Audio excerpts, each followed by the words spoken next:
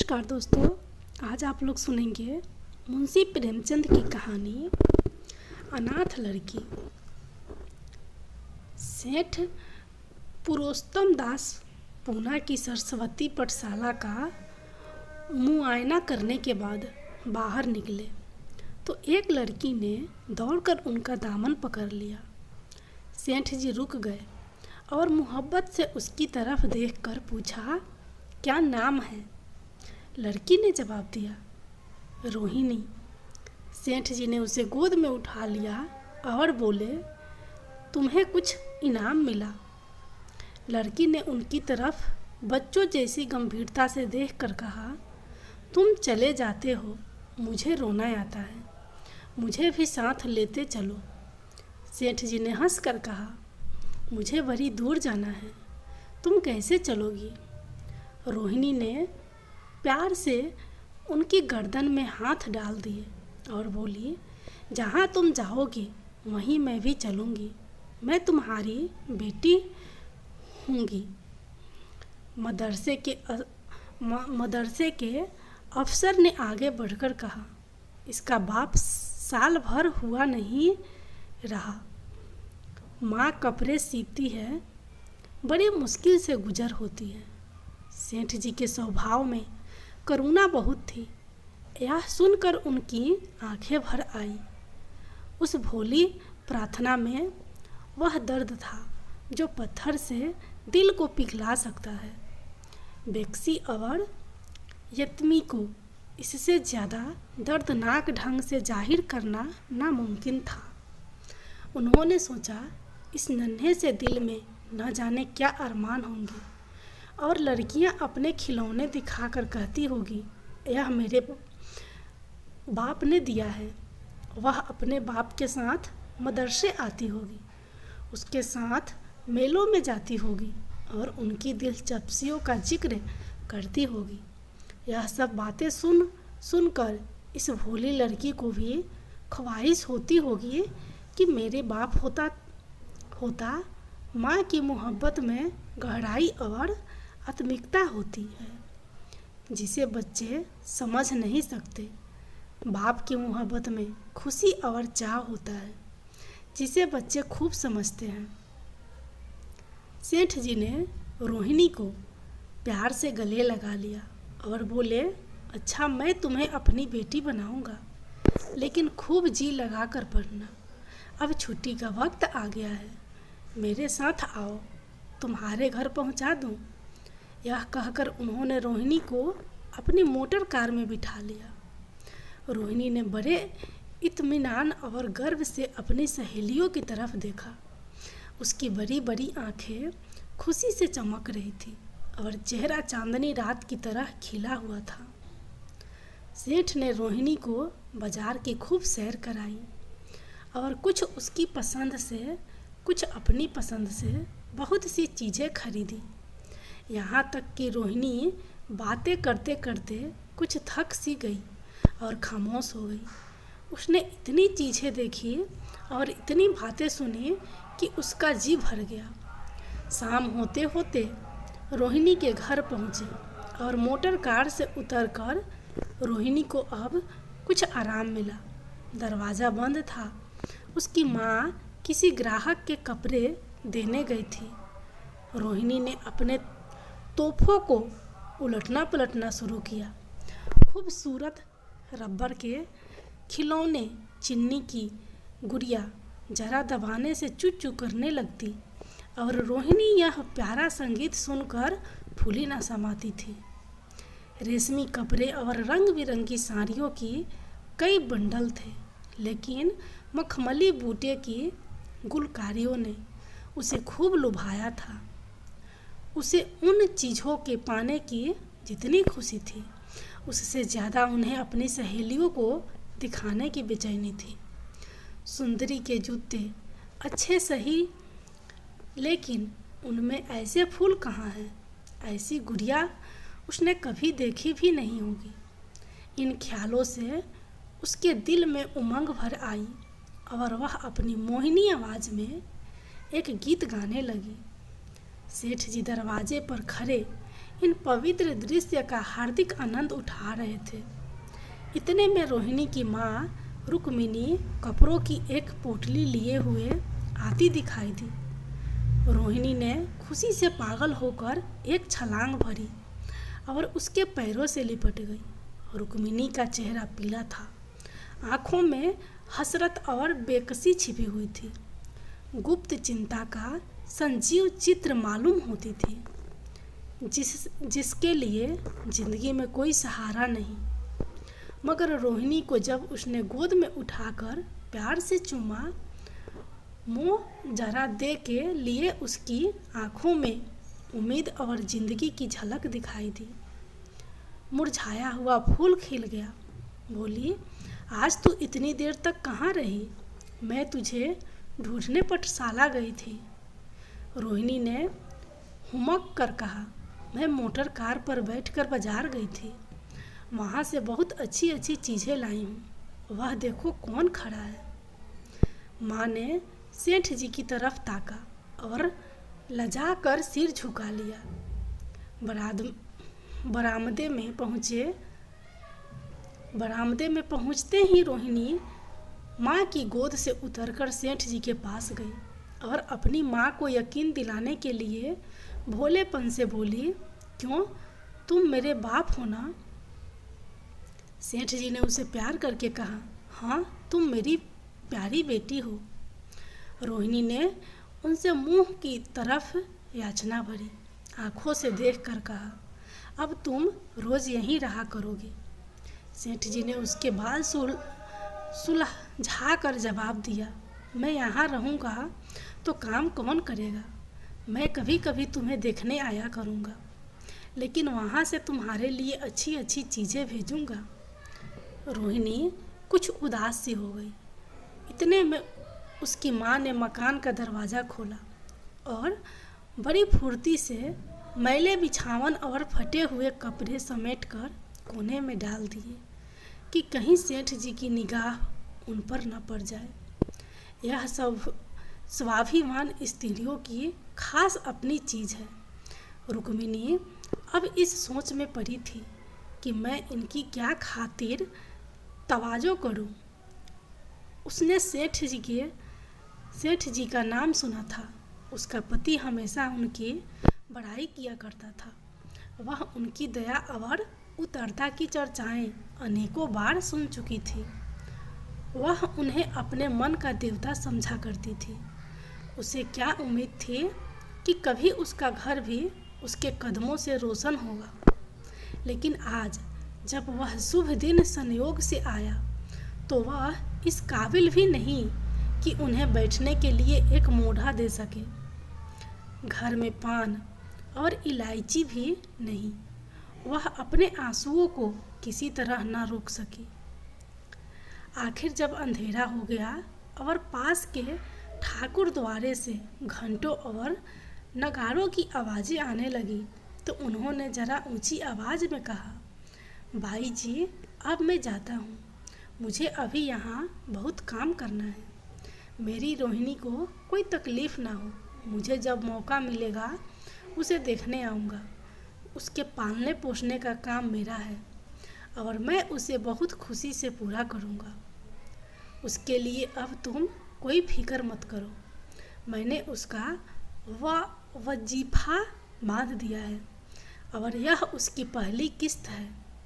यह कहकर उन्होंने अपना खूबसूरत बटुआ निकाला और रुक्मिणी के सामने रख दिया। गरीब औरत की आंखें में आंसू जारी थे। उसका जी बरबस चाहता था कि उसके पैरों को पकड़कर खूब रोए। आज बहुत दिनों के बाद एक सच्चे हमदर्द की आवाज़ उसके मन में आई थी। जब सेठ जी चले तो उसने दोनों हाथों से प्रणाम किया। उसके हृदय की गहराइयों से प्रार्थना निकली, आपने एक बेबस पर दया की है। ईश्वर आपको इसका बदला दे। दूसरे दिन रोहिणी पाठशाला गई तो उसकी बाकी सज धज आंखों में खूबी जाती थी। उस्तानियों ने उसे बारी बारी प्यार किया और उसकी सहेलियाँ उसकी एक एक चीज़ें को आश्चर्य से देखती रही और ललचाती थी। अच्छे कपड़ों से कुछ स्वाभिमान का अनुभव होता है। आज रोहिणी वह गरीब लड़की न रही जो दूसरों की तरफ विवश नेत्रों से देखा करती थी। आज उसकी एक एक क्रिया से सैसोचित गर्व और चंचलता टपकती थी और उसकी जबान एक दम के लिए भी न रुकती थी। कभी मोटर की तेजी का जिक्र था, कभी बाजार की दिलचस्पियों का बयान, कभी अपनी गुड़ियों के कुशल मंगल की चर्चा थी और कभी अपने बाप की मोहब्बत की दास्तान। दिल था कि उमंगों से भरा हुआ था। एक महीने बाद सेठ पुरुषोत्तम दास ने रोहिणी के लिए फिर तोहफे और रुपये रवाना किए। बेचारी विधवा को उनकी कृपा से जीविका की चिंता से छुट्टी मिली। वह भी रोहिणी के साथ पाठशाला आती और दोनों माँ बेटियाँ एक ही दर्जे के साथ साथ पढ़ती। लेकिन रोहिणी का नंबर हमेशा माँ से अव्वल रहा। सेठ जी जब पूना की तरफ से निकलते तो रोहिणी को देखने जरूर आते और उनका आगमन उसकी प्रसन्नता और मनोरंजन के लिए महीनों का सामान इकट्ठा कर देता। इसी तरह कई साल गुजर गए और रोहिणी ने जवानी के सुहाने हरे भरे मैदान में पैर रखा, जबकि बचपन की भोली भाली अदाओं में एक खास मतलब और इरादों का दखल हो जाता है। रोहिणी अब आंतरिक और बड़ा सौंदर्य में अपनी पाठशाला की नाक थी। हाव भाव में आकर्षक गंभीरता, बातों में गीत का सा खिंचाव और गीत का सा आध्यात्मिक रस था।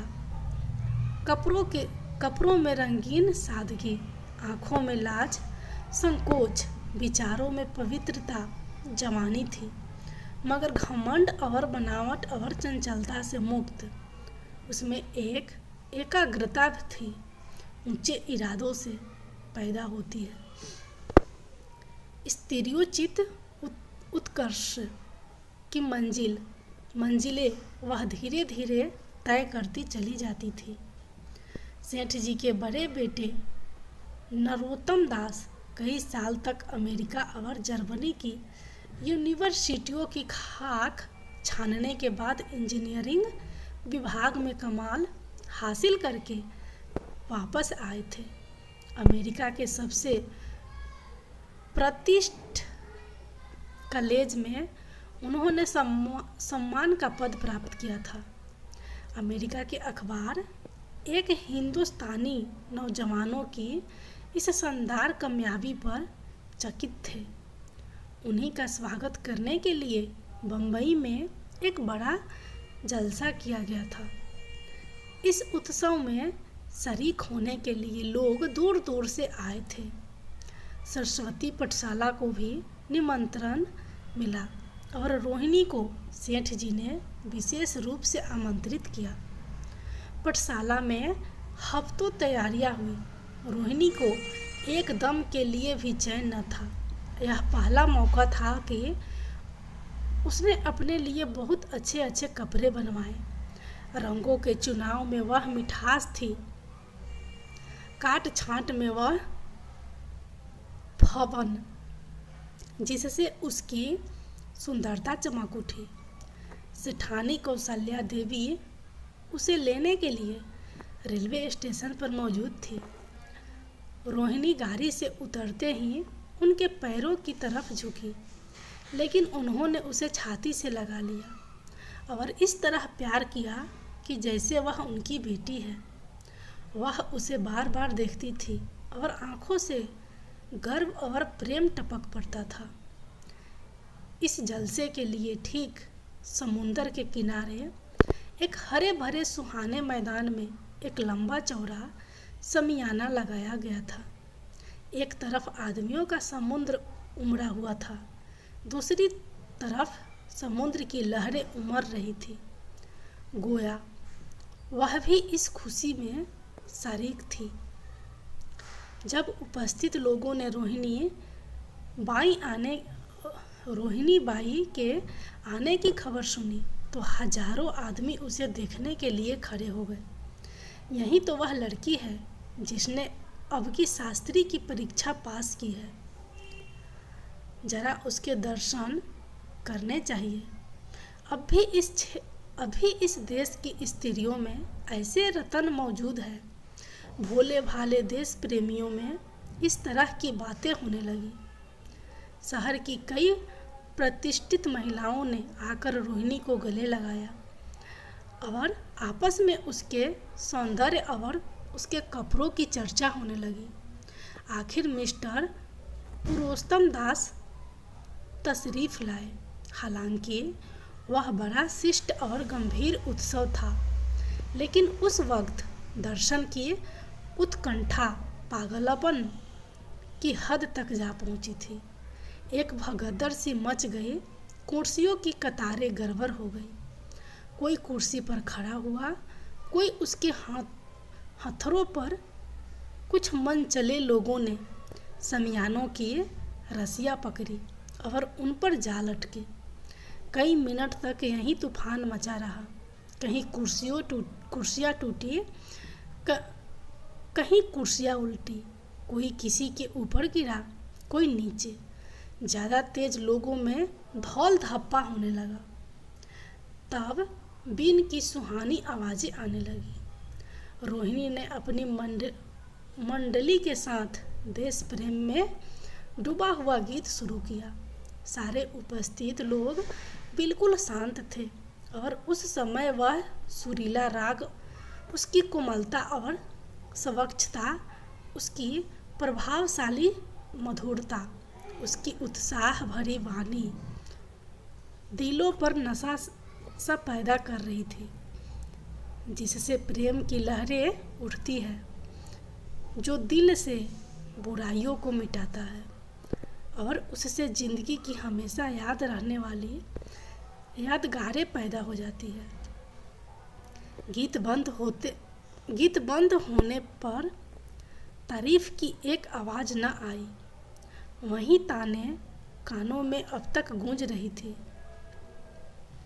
गाने के बाद विभिन्न संस्थाओं की तरफ से अभिनंदन पेश हुए और तब नरोत्तम दास लोगों को धन्यवाद देने के लिए खड़े हुए। लेकिन उनके भाषण से लोगों को थोड़ी निराशा हुई। यो दोस्तों की मंडली में उनकी परवाह की कोई सीमा न थी, लेकिन सार्वजनिक सभा के सामने खड़े होते ही शब्द और विचार दोनों ही उनसे बेवफाई कर जाते थे।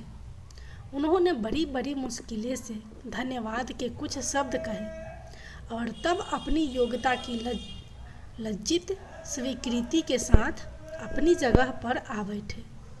कितने ही लोग उनकी योग्यता पर ज्ञानियों की तरह सिर हिलाने लगे। अब जलसा खत्म होने का वक्त आया। वह रेशमी हार जो सरस्वती पाठशाला की ओर से भेजा गया था, मेज पर रखा हुआ था। उसे हीरो के गले में कौन डाले? प्रेसिडेंट ने महिलाओं की पंक्तियों की ओर नज़र दौड़ाई। चुनने वाली आंख रोहिणी पर पड़ी और ठहर गई। उसकी छाती धड़कने लगी। लेकिन उत्सव के सभापति के आदेश का पालन आवश्यक था। वह सर झुकाए हुए मेज के पास आई और कांपते हाथों से हार को उठा लिया। एक क्षण के लिए दोनों की आंखें मिली और रोहिणी ने नरोत्तम दास के गले में हार डाल दिया। दूसरे दिन सरस्वती पाठशाला के मेहमान विदा हुए, लेकिन कौशल्या देवी ने रोहिणी को न जाने दिया। बोली, अभी तुम्हें देखने से जी नहीं भरा। तुम्हें यहाँ एक हफ्ता रहना होगा। आखिर मैं भी तो तुम्हारी माँ हूँ। एक माँ से इतना प्यार और दूसरी माँ से इतना अलगाव। रोहिणी कुछ जवाब ना दे सकी। यह सारा हफ्ता कौशल्या देवी ने उसकी विदाई की तैयारियों में खर्च किया। 7वें दिन उसे विदा करने के लिए स्टेशन तक आई। चलते वक्त उससे गले मिली और बहुत कोशिश करने पर भी आंसुओं को न रोक सकी। नरोत्तम दास भी आए थे। उनका चेहरा उदास था। कौशल्या ने उनकी तरफ सहानुभूतिपूर्ण आंखों से देखकर कहा, मुझे यह तो ख्याल ही न रहा रोहिणी क्या यहाँ से पुणे तक अकेली जाएगी? क्या हर्ज है? तुम ही चले जाओ। शाम की गाड़ी से लौट आना। नरोत्तम दास के चेहरे पर खुशी की लहर दौड़ गई, जो इन शब्दों में न छिप सकी। अच्छा, मैं ही चला जाऊंगा। वह इस फिक्र में थे कि देखे विदाई की बातचीत का मौका भी मिलता है या नहीं। अब वह खूब जी भर कर अपना दर्द दिल सुनाएंगे और मुमकिन हुआ तो उस लाज संकोच को जो उदासीनता के पर्दे में छिपी हुई है मिटा देंगे। रुक्मिणी को अब रोहिणी की शादी की फिक्र पैदा हुई। पड़ोस की औरतें में इसकी चर्चा होने लगी थी। लड़की इतनी सियानी हो गई है, अब क्या बुढ़ापे में ब्याह होगा? कई जगह से बात आई। उनमें कुछ बड़े प्रतिष्ठित घराने थे, लेकिन जब रुक्मिणी उन पैमानों को सेठ जी के पास भेजती तो वे यही जवाब देते कि मैं खुद फिक्र में हूँ। रुक्मिणी को उनकी यह टाल मटोल बुरी मालूम होती थी। रोहिणी को बम्बई से लौटे महीना भर हो चुका था। एक दिन वह पाठशाला से लौटी तो उसे अम्मा की चारपाई पर एक खत पड़ा हुआ मिला। रोहिणी पढ़ने लगी। लिखा था, बहन, जब से मैंने तुम्हारी लड़की को बम्बई में देखा है, मैं उस पर रिझ गई हूँ। अब उसके बगैर मुझे चैन नहीं है। क्या मेरा ऐसा भाग्य होगा कि वह मेरी बहू बन सके? मैं गरीब हूँ, लेकिन मैंने सेठ जी को राजी कर लिया है। तुम भी मेरी यह विनती कबूल करो। मैं तुम्हारी लड़की को चाहे फूलों की सेज पर ना सुला सकूं, लेकिन इस घर का एक एक आदमी उसे आँखों की पुतली बनाकर रखेगा। अब रहा लड़का, माँ के मुंह से लड़के का बखान कुछ अच्छा नहीं मालूम होता, लेकिन यह कह सकती हूँ कि परमात्मा ने यह जोड़ी अपनी हाथों बनाई है। सूरत के स्वभाव में, विद्या में, हर दृष्टि से वह रोहिणी के योग है। तुम जैसे चाहे अपना इत्मीनान कर सकती हो। जवाब जल्द देना, और ज़्यादा क्या लिखूं? नीचे थोड़े से शब्दों में सेठ जी ने उस पैगाम की सिफारिश की थी। रोहिणी गालों पर हाथ रखकर सोचने लगी। नरोत्तम दास की तस्वीर उसकी आंखों के सामने आ खड़ी हुई। उनकी वह प्रेम की बातें, जिनका सिलसिला बम्बई से पुणे तक नहीं टूटा था, कानों में गूंजने लगी। उसने एक ठंडी सांस ली और उदास होकर चारपाई पर लेट गई। सरस्वती पाठशाला में एक बार फिर सजावट और सफाई के दृश्य दिखाई दे रहे हैं। आज रोहिणी की शादी का शुभ दिन, शाम का वक्त, बसंत का सुहाना मौसम। पाठशाला के दारों दीवार मुस्कुरा रहे हैं और हरा भरा बगीचा फूला नहीं समाता। चंद्रमा अपनी बारात लेकर पूरब की तरफ से निकला। उसी वक्त मंगलाचरण का सुहाना राग उस रूपहली चांदनी और हल्के हल्के हवा के झोंकों में लहरें मारने लगा। दुल्हा आया, उसे देखते ही लोग हैरत में आ गए। यह नरोत्तम दास थे। दुल्हा मंडप के नीचे गया। रोहिणी की माँ अपने को रोक ना सकी। उसी वक्त जाकर सेठ जी के पैर पर गिर पड़ी। रोहिणी की आंखों से प्रेम और आनंद के आंसू बहने लगे। मंडप के नीचे हवन कुंड बना था। हवन शुरू हुआ।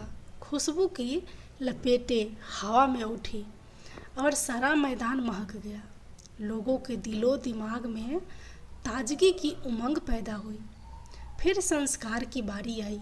दूल्हा और दुल्हन ने आपस में हमदर्दी, जिम्मेदारी और वफादारी के पवित्र शब्द अपनी जबानों से कहे। विवाह की वह मुबारक जंजीर गले में पड़ी जिसमें वजन है, शक्ति है, पाबंदियाँ हैं, लेकिन वजन के साथ सुख और पाबंदियों के साथ विश्वास है। दोनों दिलों में उस वक्त एक नई बलवान आत्मिक शक्ति की अनुभूति हो रही थी। जब शादी की रस्में खत्म हो गई तो नाच गाने की मजलिस का दौर आया। मोहक गीत गूंजने लगे। सेठ जी थक कर चूर हो गए थे। जरा दम लेने के लिए बगीचे में जाकर एक बेंच पर बैठ गए। ठंडी ठंडी हवा आ रही थी। एक नशा सा पैदा करने वाली शांति चारों तरफ छाई हुई थी। उसी वक्त रोहिणी उनके पास आई और उनके पैरों से लिपट गई। सेठ जी ने उसे उठाकर गले से लगा लिया और हंसकर बोले, क्यों, अब तो तुम मेरी अपनी बेटी हो गई।